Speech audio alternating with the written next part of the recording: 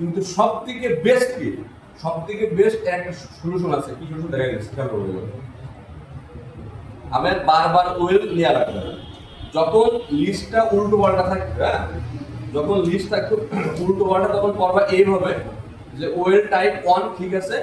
এবার এখানে একটা ভ্যালু সেট করবা, ভ্যালু নামে একটা অ্যাট্রিবিউট এলআই, ওই যখন লিস্ট করতে হয় ওই আইটেম অ্যাড করার সময় ভ্যালু দিয়ে দেবো। এলআই ভ্যালু 1 দিয়ে দিলাম। তারপরে যখন পরবর্তীটা লিস্ট করবো আমি এরও একইভাবে এলআই ভ্যালু কত দিলাম 2।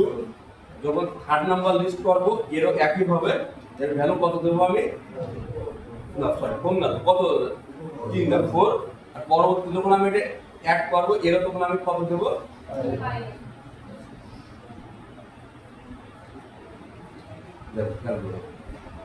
এবার দেখি ফলাফলটা কেমন আসে।